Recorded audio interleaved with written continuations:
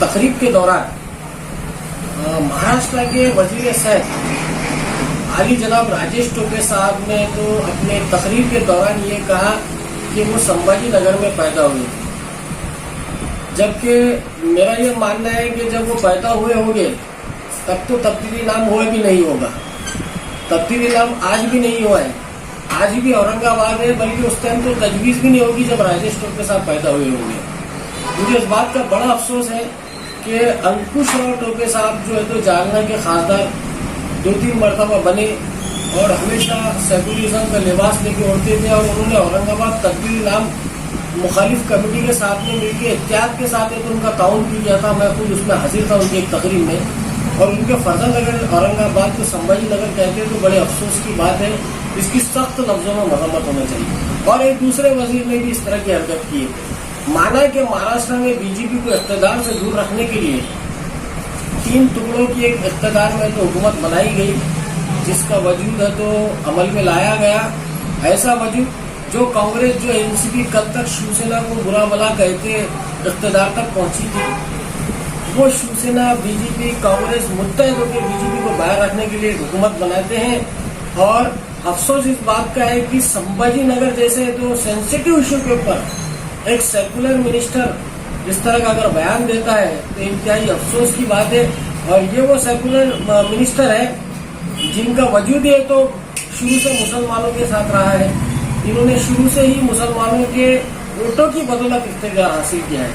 आज चूंकि औरंगाबाद के अंदर मजलिस इत्तेहादुल मुस्लिमीन एक बहुत बड़ी ताकत बनकर उभर गई है। आप जानते हैं कि हमारे खासदार अली जनाब इम्तियाज जलील साहब अवाम के दरमियान है। अवाम को बेइंतहा, औरंगाबाद की अवाम को बेइंतहा मजलिस से मोहब्बत है। मेरे कायदीन बैरिस्टर असदुद्दीन अवैसी, अकबरुद्दीन अवैसी से मोहब्बत है, पार्टी से मोहब्बत है, जो जिससे ये परेशान हो गए। पार्टी के अंदर है तो बदनाम करना, पार्टी के खिलाफ साजिशें करना, पार्टी को मिल्लत के इत्तेहाद को किस तरह मुंतशिर किया जाए उसकी कोशिश करना, इस तरह के मुकामी लोग कुछ कोशिशें कर रहे हैं। मैं जानता हूँ कि उनका सियासी वजूद था, है ना और रहेगा मुस्तकबिल में, लेकिन मेरे कायदीन के खिलाफ ये बार बार है तो जहर उगलते हैं, इसलिए मुझे आज लाइव आना पड़ा। मैं आपको ये बता दूं कि जो लोग राजेश टोपे के साथ रहते हैं और जो कांग्रेस एनसीपी में गए हैं, उनका काम बनता है कि वो सवाल करे कि वो इस तरह की बात क्यों की उन्होंने, और अगर वाकई उनको मिल्लत से कुछ मोहब्बत है तो अपना इस्तीफा उनके मुंह पर फेंक मारे और बता दे कि औरंगाबाद। अस्सलाम वालेकुम रहमतुल्लाहि बरकातहू।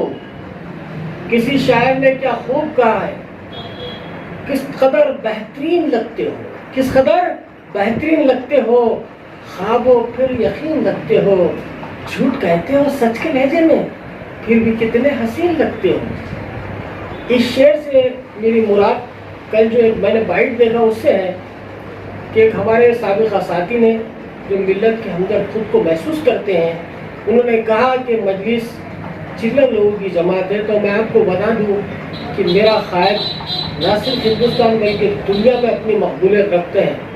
अली जनाब बैरिस्टर असदुद्दीन अवैसी जब पार्लियामेंट में खड़े होते हैं, 550 अरकान पार्लियामेंट उनकी तरफ देखते हैं, वो जब बात करते हैं मिल्लत की, गुर्बत की, मुफलिसी की, तो लोग परेशान हाल होते हैं कि अल्लाह ताला ने इन्हें क्या ज़बान बख्शी है। उस अजीम शख्सियत के ताल्लुक से मैं एक लफ्ज़ भी बर्दाश्त नहीं कर सकता। मेरे क़ायद अली जनाब इम्तियाज जलील साहब के ताल्लुक से जो लोग तनकीद कर रहे हैं, जो बातें कर रहे हैं, मुझे उन पर भी अफसोस होता है। आपसे मेरी ये गुजारिश है कि अल्लाह के वास्ते ऐसा मत कीजिए, मिल्लत के इत्तेहाद को मुंतशिर मत कीजिए, ज़ाती मफाद की खातिर इस तरह की हरकत मत कीजिए। मैं जानता हूँ कि आपका सियासी रुतबा कुछ भी नहीं है और कुछ रहने वाला भी नहीं है। आपने कहा कि हम चिल्लर है, तो मैं आपको बता दूं कि मैं शहर का साबिक़ा अपोजिशन लीडर रहा हूँ। मेरे साथ नासिर सिद्दीकी ने 70,000 वोट असेंबली इलेक्शन में लिए थे। क्या ये लोग चिल्लर है जिन्होंने शहर में इतना काम किया कि अवाम है तो उनकी सताइश करती है, और यही वजह है कि मजलिस को पार्लियामेंट जैसे इलेक्शन में जीत हासिल हुई। मुझे इस बात का भी बड़ा अफसोस है कि वो कायदीन की ज़बान और अंदाज़ बयान से महसूस होता है कि वो कितने तालीम याफ्ता है। अल्हम्दुलिल्लाह मैं तालीमी याफ्ता भी हूँ, पढ़ा लिखा भी हूँ, और मैं उस ज़बान में जवाब नहीं दूंगा, लेकिन हक बयानी तो कर सकता हूँ कि आप اگر محسوس کرے اس NCP کانگریس کے تعلق سے تو انہوں نے 70 سال میں مسلمانوں کو تباہ کر دیا۔ آج جو غربت اور مفلسی اور لاک ڈاؤن میں ہمیں بھیک کی مجبوری ہوئی ہے، اس کا ذمہ دار کوئی ہے تو یہ کانگریس NCP ہے۔ اگر یہ معاشی طور پر مسلمانوں کو مضبوط کرتے، شری کرشنا کمیشن کو نافذ کرتے، مانے کمیشن کو نافذ کرتے، تو آج ہمارے کئی مسائل حل ہو سکتے تھے، لیکن نہیں ہوا ایسا۔ ہم بد سے بدتر ہو گئے اور لاک ڈاؤن میں آگ کی بھیک کے مجبور ہو گئے۔ اس سے زیادہ افسوس کی بات کیا ہوگی کہ آج بھی مہاراشٹر کی جیلوں میں سینکڑوں نوجوان بچے بم دھماکوں کے نام پر ہے تو بے بس اور مجبور اندھیرے میں پڑے ہوئے ہیں۔ اس کا ذمہ دار کون ہے؟ اور وہ وزیر صحت جن کے والد محترم برسوں تک مسلمانوں کے ووٹوں کی بدولت جاننے کے رکن پارلیمنٹ منتخب ہوئے، خود موجودہ ٹوپے صاحب جو سمبھاجی نگر میں پیدا ہونے کا دعویٰ کر رہے ہیں، وہ بھی مسلم ووٹوں کی بدولت چن کے آئے۔ ان کی زبان سے اس قدر ایسے الفاظ اچھے نہیں لگتے۔ مجھے لگتا ہے کہ NCP کے ذمہ داران نے ان کے خلاف کارروائی کرنا چاہیے، اور مجھے یقین تھا کہ مقامی جو ملت کے ہمدرد لوگ ہیں وہ کہیں گے کہ بھائی ان کے خلاف کارروائی کی جائے، لیکن وہ تو الٹا کہنے لگے، کہا کہ سمبھاجی نگر کہنے سے کچھ ہوتا نہیں۔ ارے بھائی، ہم جب تک زندہ ہیں، یہ شہر اورنگ آباد تھا، اورنگ آباد ہے، اور اورنگ آباد انشاءاللہ رہے گا۔ ہم اس کے لیے لڑتے رہیں گے، کیونکہ یہ اورنگزیب رحمۃ اللہ علیہ کا شہر ہے۔